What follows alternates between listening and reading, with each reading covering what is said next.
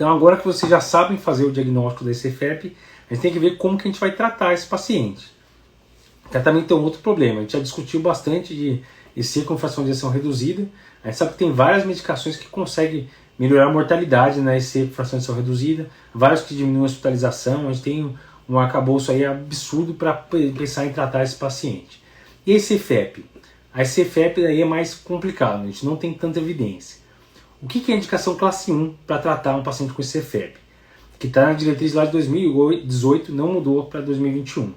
Se é primeiro utilizar diurético, se o paciente tiver qualquer sinal de congestão, como a dona Joana, né, ela estava lá com setores crepitante base, edema de membro inferior, estágio jugular. Então é a indicação classe 1 usar diurético para aliviar congestão.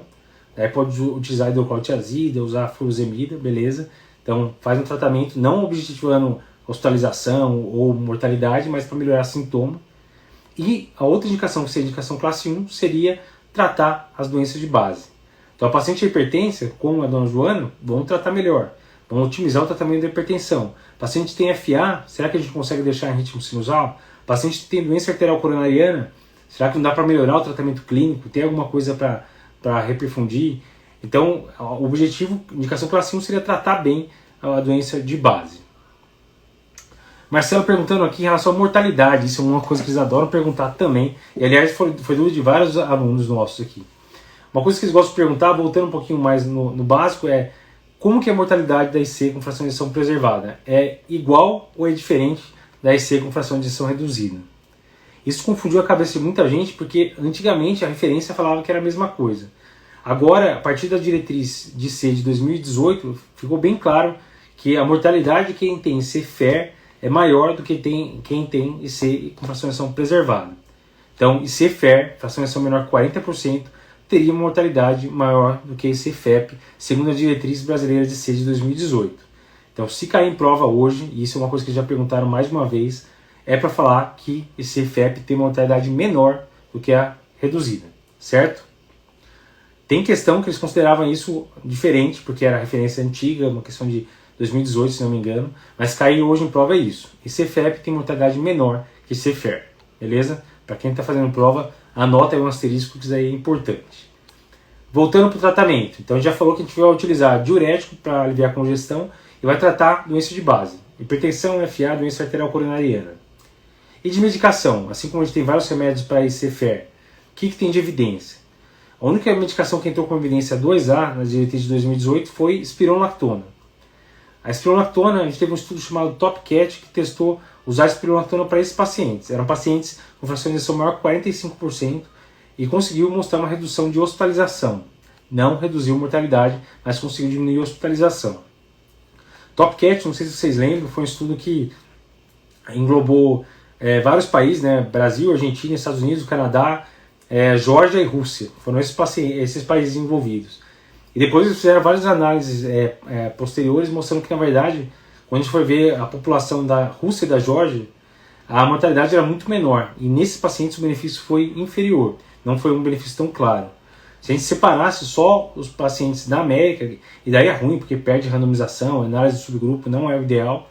Mas se a gente pegar só os pacientes das Américas, então Estados Unidos, Canadá, Brasil, Argentina, aí parece que o benefício da espironolactona era ainda maior.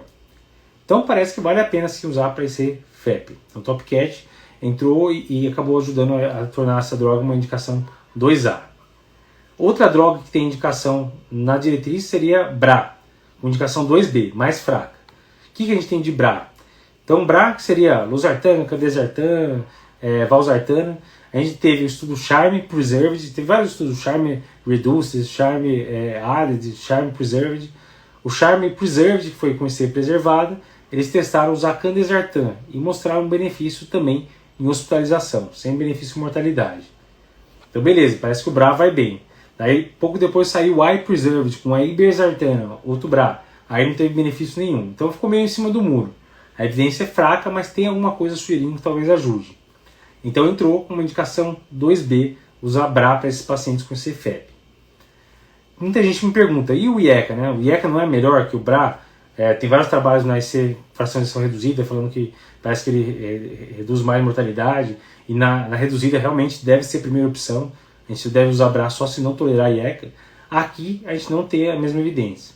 Aqui a gente teve um estudo grande que chamou PEP-CHF, que foi com perindopril, lá atrás, foi em 2006, que testou perindopril, em um ano mostrou uma redução de hospitalização, mas quando deu 2 anos do segmento completo, daí não teve diferença. Então a curva achatou e ficou sem diferença. Tem um monte de discussão, parece que 1/4 dos pacientes praticamente abandonaram o tratamento, então isso pode ter diminuído a diferença. Mas a verdade é que a gente não tem evidência então, para usar a IECA para esses pacientes. Então pacientes só com CFEP, aí eu não estou falando se é hipertenso ou não. Se é hipertenso, a gente vai tratar a hipertensão, aí você pode usar IECA, pode usar o que quiser.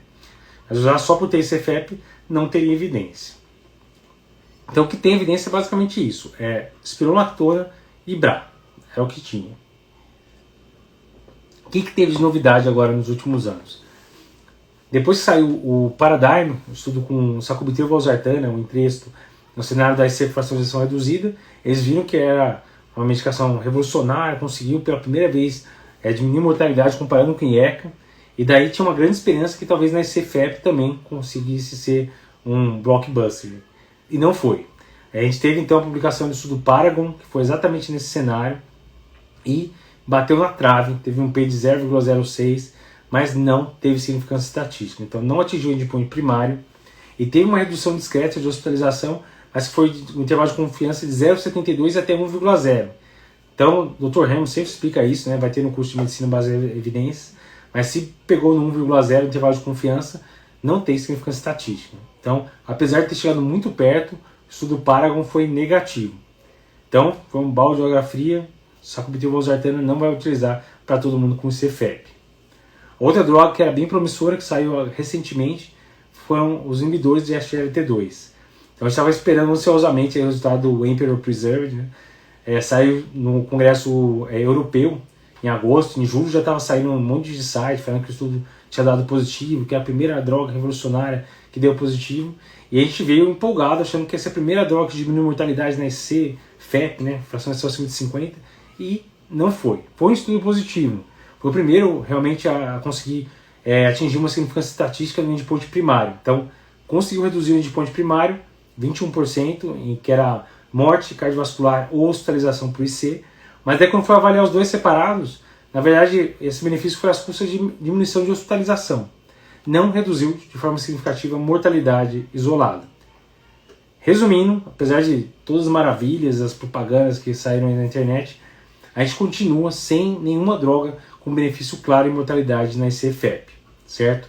Não está em diretriz ainda, mas provavelmente o inibidor de SGLT2 vai entrar com uma evidência boa para utilizar, não classe 1, mas deve entrar um 2A aí para a gente utilizar para os pacientes, que realmente tem dado respostas maravilhosas em CFER, paciente com doença renal crônica, então a gente está encontrando cada vez mais indicação. Sacubitril valsartana, talvez entre com alguma evidência, apesar do Paragon ter dado negativo, eles fizeram uma análise aí, juntando o Paradigm com o Paragon, né? Então, paciente menor 40 e acima de 40, e eles viram que na verdade o benefício não é dicotômico, né? Então não é paciente tem menos 40, é ótima droga, tem mais de 50, não serve para nada. Na verdade parece que é um contínuo. Então, talvez entre 40 e 50 tenha algum benefício, 50 até 55 ainda tem alguma coisa. Então, parece que quanto mais baixo, melhor o benefício, mas talvez entre alguma coisa para fração de injeção levemente reduzida e para as fatias mais baixas, aí mais perto de 50 de preservada também. Então, talvez entre alguma coisa na diretriz. Mas, a princípio, o que a gente tem hoje de tratamento é classe 1, continua sendo só diurético para congestão e controlar doenças de base, 2A, spironolactona e 2B, BRA. Inibidor de SGLT2, empagliflozina, deve entrar também talvez como 2A, vamos ver o que vai ser a diretriz, e talvez sacubitril valsartana entre com evidência mais fraca. Então é isso que a gente tem disponível, a gente não tem aquela droga que diminui a mortalidade, que todo mundo tem que tomar. A gente vai ter que ver perfil. Um dos grandes problemas da ICFEP é exatamente esse, né? Na verdade a gente tem pacientes muito heterogêneos, tem paciente que é hipertenso, tem gente que paciente que às vezes tem miocardiopatia restritiva, tem um monte de coisa que acaba englobando tudo na preservada, e talvez o que vai conseguir fazer a diferença é achar o perfil certo do paciente para determinar o tratamento. Talvez colocar todos os CFEPs no mesmo balaio e não vai dar certo. Então, por enquanto, é isso que a gente tem. Relembrando o que é importante. Primeiro, pense em CFEP. O cara tem clínica de C e vê com fração de injeção normal, pense em CFEP. E daí pense naqueles critérios que eu falei. Tem critério ecocardiográfico que sugere disfunção diastólica? tem BNP elevado? Então vamos pensar se é. Se está em dúvida, deixa uma colinha aí, tira um print aqui que a gente vai deixar o H2FPF e vê se realmente não tem a pontuação que te faz pensar. Se for isso, tenta dar diurético, tenta controlar melhor as doenças de base e assim às vezes você vai conseguir fazer muita diferença para o paciente. Às vezes o paciente que está lá sintomático, está realmente desconfortável, você pode ajudar bastante o paciente mesmo sem ter uma droga milagrosa. Luiz está perguntando quando que deve sair a próxima diretriz. Talvez demore um pouco. A diretriz brasileira, a atualização da diretriz, a diretriz completa de C saiu em 2018, saiu agora em junho oficialmente, saiu em junho de 2021. A atualização da diretriz, que já engloba vários trabalhos, os trabalhos de dapaglifosina, empaglifosina, né, ser reduzida, mas da empaglifosina, na preservada, saiu agora em agosto. Então eu acho que vai mais alguns anos aí para ter atualização. Não deve sair agora tão já, talvez 2 anos, mas ainda não vai ter. A princípio, você não está em diretriz, mas tem estudos respaldando. Teve outros estudos lá atrás, um estudo que juntou aí com a sotaglifosina, que era o Soloist mais o SCORD, que pegou quase 10 mil pacientes e quase 1.000 tinham esse EFEP, e eles também viram que tinham benefício. Então, a gente tem um monte de trabalho saindo com esse preservado, e eu acho que só vai reforçar a evidência para quando sair uma nova atualização, a gente saber que tem que usar. Mas a gente vê cada vez mais inibidor de SGLT2 entrando aí na rotina de todo mundo.